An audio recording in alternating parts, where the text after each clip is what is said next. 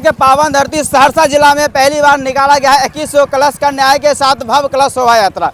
आज जो है 18 मार्च है और यहाँ पर जो है जिसमें देखेंगे हजारों की संख्या में सभी श्रद्धालु भक्तगण जो है इस कलश शोभा यात्रा में भाग लिए हैं और 19 मार्च से लेकर 26 मार्च के बीच यहाँ पर 7 दिवसीय श्रीमद् भागवत कथा का आयोजन किया गया है, जिसमें विश्व विख्यात कथावाचक देवकी नंदन ठाकुर जी का होने जा रहा है आगमन। चलिए इस ग्राम का कुछ युवा हमारे साथ जुड़ चुके हैं, जानने का प्रयास करेंगे। राधे राधे भैया। राधे राधे। कैसे हैं? बहुत अच्छा। आज कलश शोभा यात्रा निकाला गया है। जी जी। कितने कलश का न्याय है? 2100 कलश का न्याय है। कितने किलोमीटर की शोभा यात्रा होगा? लगभग 15 किलोमीटर। 15 किलोमीटर का। जी जी जी। पहली बार आपके गांव में इतने बड़ा कथावाचक का आगमन होने जा रहा है। जी जी। कब से कब है?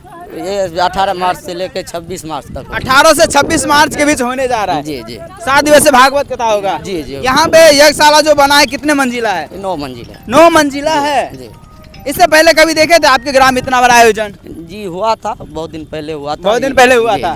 लेकिन ऐसा नहीं। हाँ। ये हमारे नाम त्यागी दास बाबा जी के महाराज से बसोजन्य से जो कि बहुत अच्छा काम किया जा रहा है। हाँ। और देवकी नंदन जी का क्या चीज आप लोग को अच्छा लगता है? बहुत कुछ अच्छा लगता है उसका। वो जो एक अभी आंदोलन चला है हिंदू राष्ट्र को लेकर, जी, इस जी। पे आपका क्या कहना है? जी ये हो रहा है।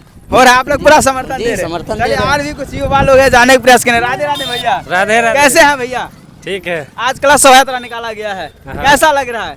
ठीक लग रहा है। बहुत अच्छा लग रहा है भैया। राधे राधे। राधे राधे। कैसे हैं? ठीक है। आपके ग्राम में इतना बड़ा आयोजन हो रहा है, क्या कुछ कहना चाहेंगे जितने भी दर्शक इस वीडियो को देख पा रहे हैं?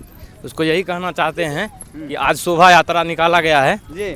आप लोग इस यज्ञ में आए और इस यज्ञ में पुण्य का भागी बने। उनका है। इस यज्ञ में क्या सब व्यवस्था है? इस यज्ञ में देवकी नंदन महाराज ठाकुर जी आ रहे हैं, जो कि 19 मार्च से लेकर 26 मार्च तक कथा सुनाएंगे और देसी विदेशी झूला भी है और मीना बाजार भी लग रहा है। आप लोग आए और आनंद लें। यहाँ पर जो पंडाल बना है कितने लाख स्क्वायर फीट में है?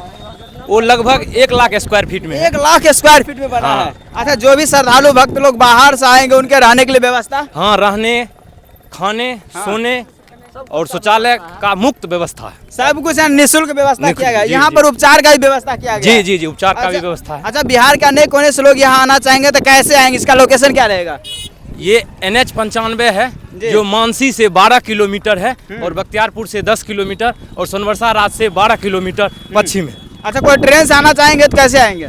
ट्रेन से कोपरिया स्टेशन उतर के मात्र 2 किलोमीटर है जी। और आ जाएंगे हवाई से। जी।